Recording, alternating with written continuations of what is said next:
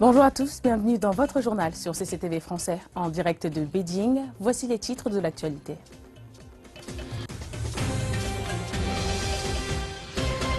Les dirigeants du monde entier sont réunis à Paris pour la COP21, la conférence de l'ONU consacrée au changement climatique. Présent à Paris, le président chinois Xi Jinping appelle à la conclusion d'un accord pour réduire les émissions de gaz à effet de serre. Le FMI inclut le renminbi dans les droits de tirage spéciaux, son panier de devises qui sert d'actif international de réserve. Les bourses de Londres et de Shanghai étudient la possibilité d'un rapprochement de leurs marchés.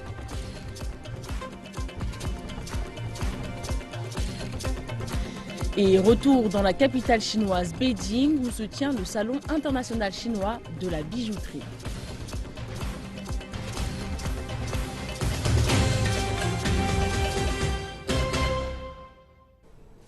Et à la une de l'actualité, le changement climatique.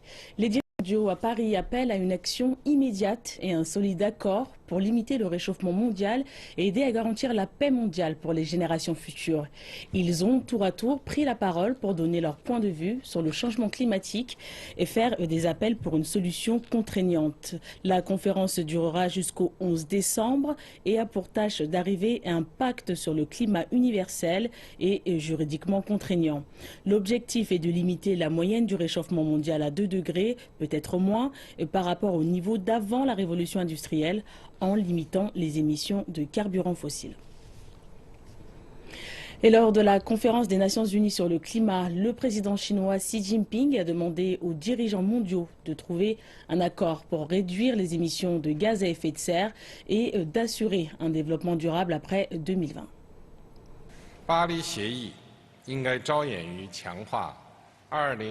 L'accord de Paris devrait s'axer sur le renforcement des actions mondiales du changement climatique et la stimulation des efforts mondiaux pour assurer un développement durable après 2020.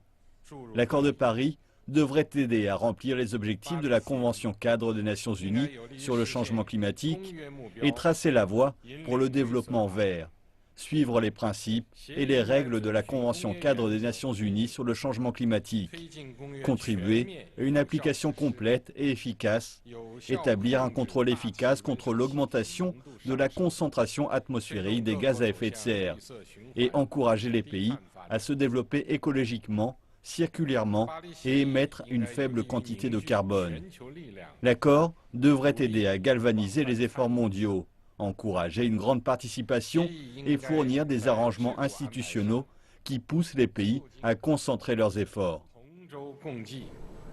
La Chine est le plus grand émetteur de pollution au carbone dans le monde. Néanmoins, Beijing a travaillé pour améliorer la gestion environnementale et réduire les émissions au cours des dernières années.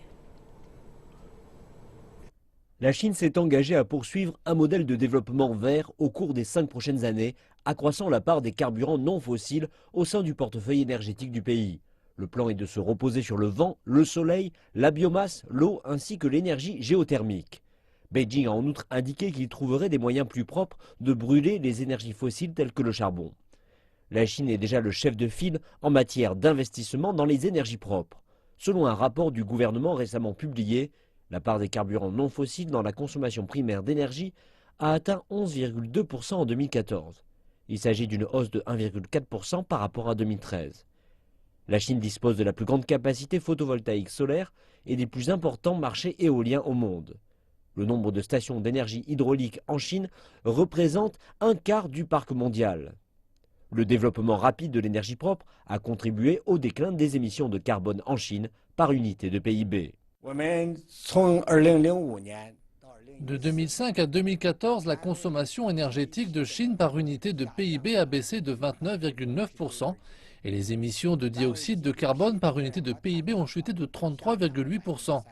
Durant cette période, les données des pays développés n'ont baissé que d'environ 15% et les niveaux moyens mondiaux n'ont pas tant changé que cela.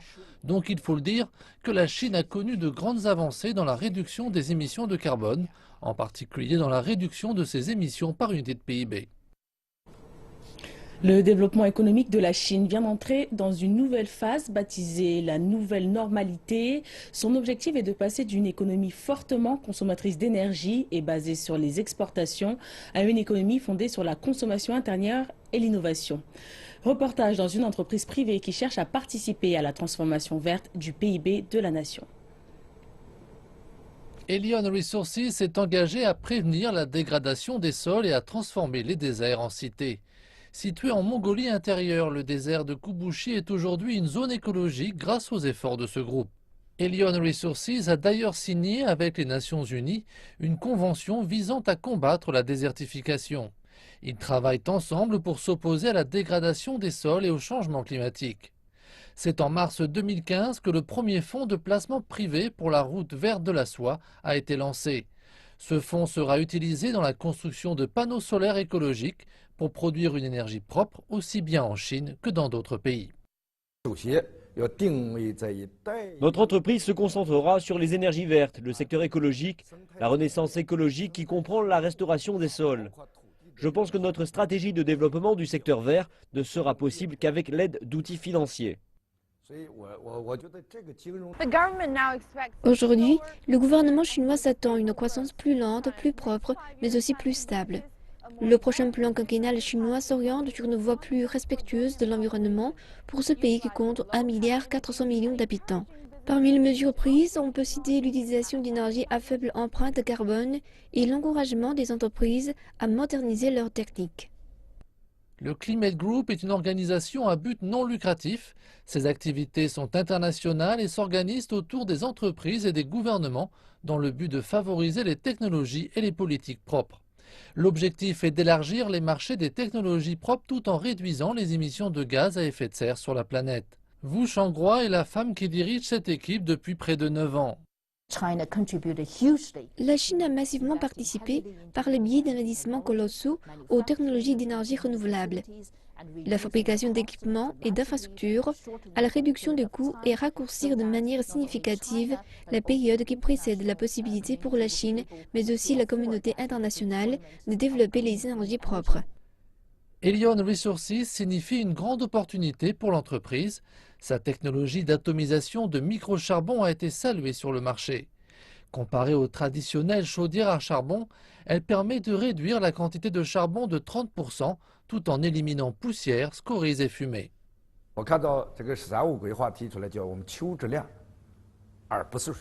Le prochain plan quinquennal de la Chine exige de la qualité plutôt que de la quantité. En remportant le combat de la qualité et de la satisfaction, l'image de l'entreprise peut être améliorée. Je pense que ces deux critères devraient être des mesures élémentaires du développement durable des entreprises. Et j'estime que les groupes privés joueront un rôle positif dans ce domaine. Wang Wenbiao affirme que la garantie écologique devrait être une priorité de la stratégie Une ceinture et une route. En tant qu'un des fondateurs du Fonds de la route verte de la soie, il est convaincu qu'il existe un marché vaste et dynamique pour les industries vertes. Et lors de la dernière visite du président français François Hollande en Chine, la Chine et la France avaient élaboré une déclaration conjointe confortant la concertation permanente et la contribution essentielle de la Chine dans les efforts de négociation. Celle-ci a abouti à un accord sur les réductions des émissions de gaz à effet de serre. Dans le domaine de l'environnement, nous avons une concertation permanente qui a permis d'aboutir, pendant la visite du président François Hollande, à une déclaration conjointe qui est une contribution que la Chine et la France ensemble apportent à la négociation qui a lieu entre le 30 novembre et le 12 décembre. Il y a 196 pays, c'est une conférence des Nations Unies pour le climat. Nous voulons un progrès, nous voulons un succès, c'est-à-dire d'abord que chacun annonce des mesures qui permettront de ne pas dépasser 2 degrés d'augmentation de la température. Nous voulons, et c'est la proposition chinoise et française, que à intervalles réguliers, nous nous retrouvions tous ensemble pour dire où en es-tu? Quel est ton projet? Est-ce qu'on a avancé? Nous ne voulons rien imposer parce que chaque pays est souverain, chaque pays est libre de ses décisions, mais nous voulons encourager chacun à faire des efforts. Et pour cela, il faut mobiliser un certain nombre de moyens, il faut transférer des technologies. La France et la Chine ont fait des propositions qui doivent permettre un succès à cette conférence, car elle concerne l'ensemble du monde. La Chine, dans cette affaire, dans cette négociation, joue un rôle de pivot par son importance, par son poids dans le monde, et nous nous réjouissons de la façon dont la Chine prend ses responsabilités et nous essayons de les prendre, nous, avec elle. Alors ces coopérations, elles existent déjà et il faut les amplifier. C'est tout ce qui concerne l'environnement, tout ce qui concerne le traitement des eaux sales, tout ce qui concerne les déchets industriels, tout ce qui concerne la ville durable, par exemple l'efficacité énergétique des bâtiments. C'est aussi dans un autre domaine, l'agriculture.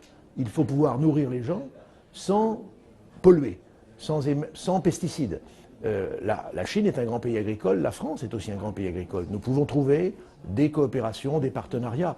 Les domaines ne manquent pas entre nous et ce sont des domaines qui aboutiront à renouveler notre modèle économique, à respecter l'environnement, à créer de la croissance et donc des emplois. Et c'est là une chance que cette conférence et les coopérations qu'on peut en tirer.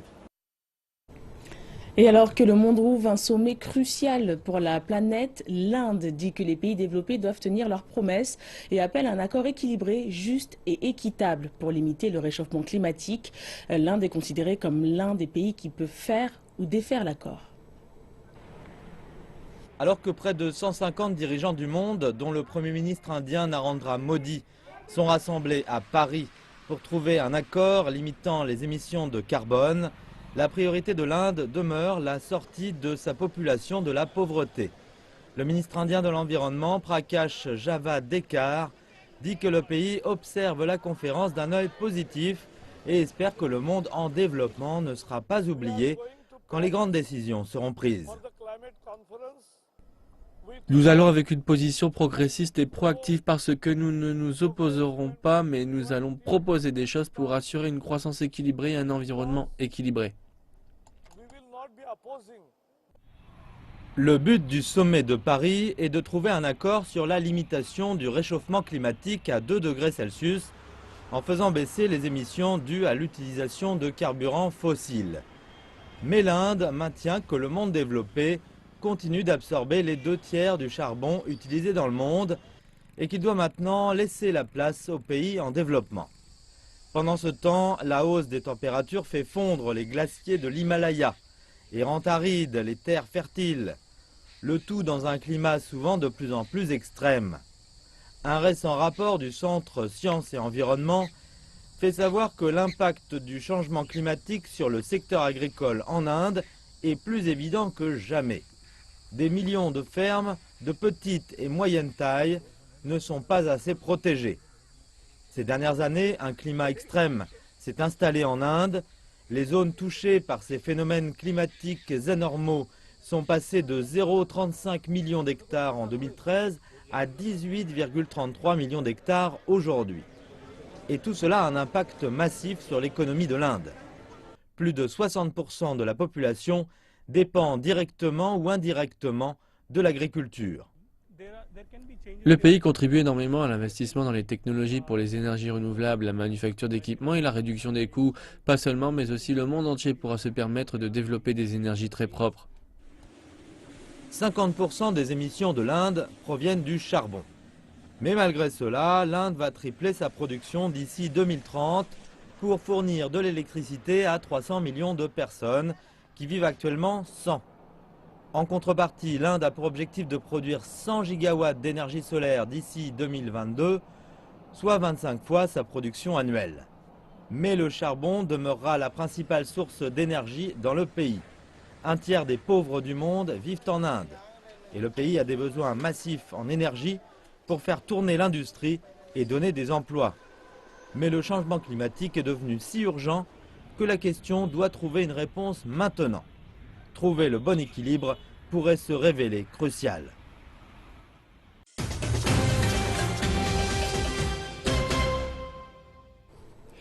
Deuxième partie de cette édition, nous reprenons avec un sujet économique. Le conseil d'administration du Fonds monétaire international a annoncé qu'ils allaient inclure la devise chinoise, le renminbi, dans le système du droit de tirage spécial ou DTS. Le DTS est un panier de devises du FMI qui inclut le dollar américain, l'euro, la livre sterling et le yen japonais. Cette approbation fait que le renminbi est la première devise d'un pays émergent à être inclus dans le DTS. Depuis 2010, le dollar compte pour 41,9% du panier, l'euro pour 37,4%, la livre pour 11,3% et le yen pour 9,4%. La répartition des devises au sein du panier est revue tous les 5 ans. Les pays peuvent utiliser les DTS pour rembourser leurs prêts au FMI ou pour ajuster la composition de leurs réserves. En principe, le FMI peut ordonner à un pays membre d'acheter les DTS d'un autre membre se trouvant dans une position difficile afin de garantir le bon fonctionnement du marché. Singapour est le second centre R&B offshore par ordre d'importance. Il a connu une demande très importante pour des transactions directement en yuan depuis que la Chine est devenue son premier partenaire commercial. Cela a fait de ce pays un pionnier dans le processus d'internationalisation du yuan chinois. Le volume de règlement en yuan a augmenté rapidement à Singapour. Au cours de la première moitié de 2015, il a grimpé jusqu'à atteindre 570 milliards de yuan, soit 10% des transactions chinoises à l'étranger. Les deux pays ont fait de grandes avancées pour permettre cette dynamique. Les transactions directement en yuan ont débuté en octobre de l'année dernière. En dehors des règlements commerciaux, nous sommes autorisés à nous lancer dans divers services en yuan tels que le financement du commerce, les transactions de capitaux, ainsi que les obligations et les services bancaires aux particuliers. On a assisté à de nouveaux développements cette année, les banques chinoises ayant lancé de multiples centres régionaux de produits financiers à Singapour, dans ce qui fait partie de ce que les professionnels appellent la route électronique de la soie. Nous allons lancer un centre de rachat sur les marchés mondiaux de la Banque de Chine et un centre international de financement de l'énergie à Singapour. Nous allons au-delà des services financiers traditionnels et nous proposons aujourd'hui des produits et des services innovants qui sont créés sur mesure pour répondre aux besoins des clients. Pour la branche Singapour de la Banque de Chine, les actifs en yuan représentent un tiers du total. Et alors que le nombre de ceux qui prédisent la prochaine inscription du yuan dans le panier des DTS augmente, les experts affirment que cette dynamique ne pourra que s'accélérer. La Commission de régulation des marchés financiers de Chine déclare que les observateurs des valeurs mobilières chinois et britanniques étudient la faisabilité d'un programme pour lier les marchés boursiers de Shanghai et de Londres.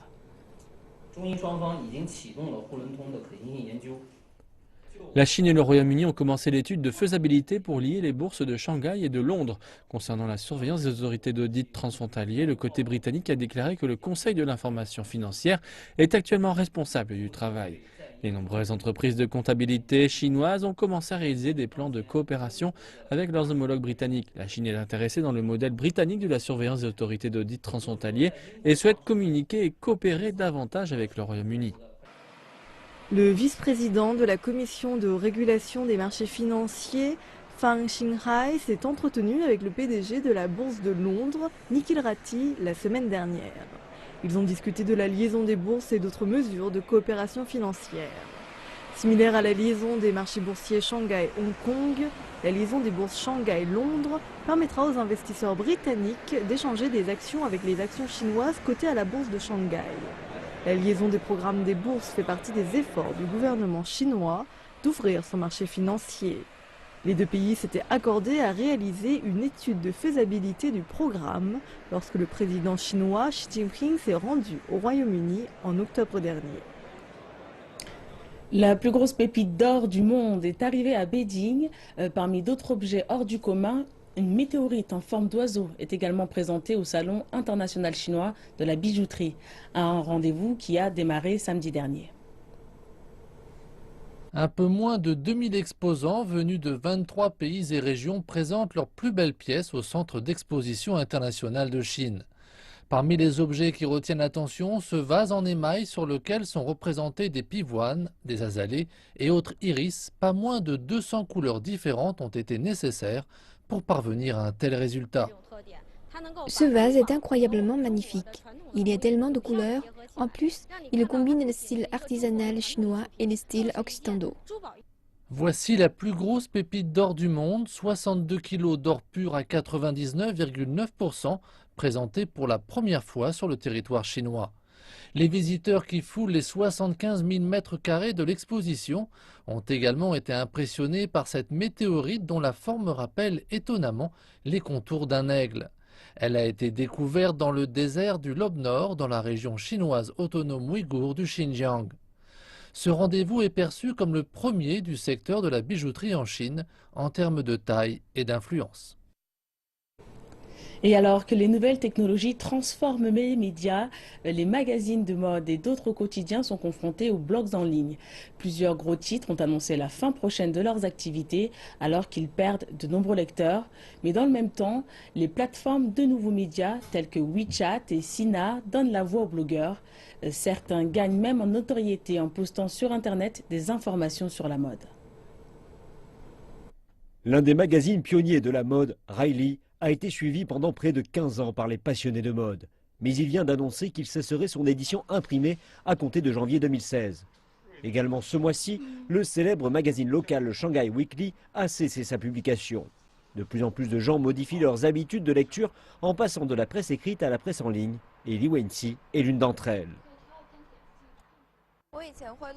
J'avais l'habitude d'acheter des magazines dès que je me rendais dans un kiosque à Juno. Mais désormais, je n'en achète quasi aucun.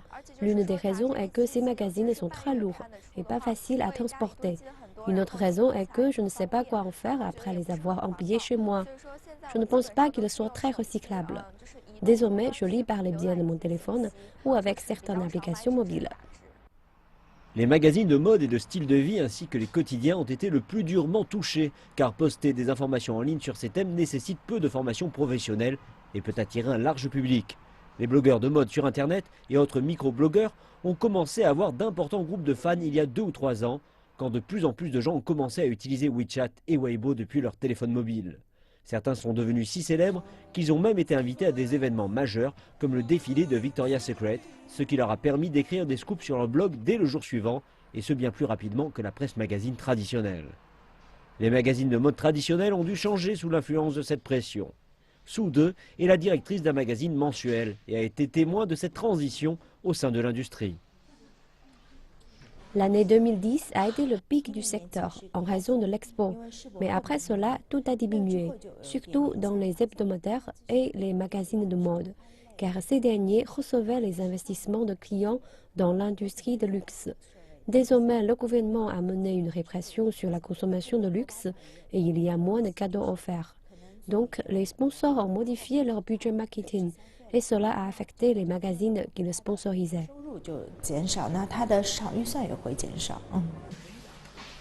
Madame Su a déclaré que dans le même temps, les coûts du travail pour les magazines étaient en hausse et représentaient la plupart des dépenses en hausse du média presse. Il y a également un grand nombre de rédacteurs et de journalistes qui ont quitté la presse magazine et lancé leur propre blog en ligne, ce qui a également affecté la presse écrite. Par ailleurs, la montée en puissance des nouveaux médias a offert aux marques une nouvelle plateforme publicitaire. Sibyl Chen est une stratège du numérique et déclare que la plupart de ses clients veulent ces derniers temps faire leur propre promotion sur Internet. Nous pouvons constater qu'il y a un changement dans les plateformes utilisées par les marques pour se promouvoir elles-mêmes. Désormais, elles font davantage attention aux plateformes en ligne, mais également aux leaders d'opinion clés de l'industrie de la mode. Et même pour des marques qui ne sont pas dans le secteur de la mode, comme les entreprises de technologie, elles apprécient avoir de la promotion par ces leaders clés dans diverses industries. Chen a déclaré que par le biais de la promotion sur les plateformes de nouveaux médias, les marques peuvent recevoir davantage de commentaires instantanés et de retours de leur clientèle ciblée. Cependant, Madame Su du magazine Horace a fait savoir qu'un séisme se produirait prochainement car la plupart de ces plateformes ont reçu des investissements en capital au cours des 2 dernières années et seront prochainement confrontées au défi de montrer leurs profits. Et c'est la fin de cette édition. Merci de nous avoir suivis. Nous nous retrouvons dans 2h30 pour la prochaine édition. Excellente suite de programme.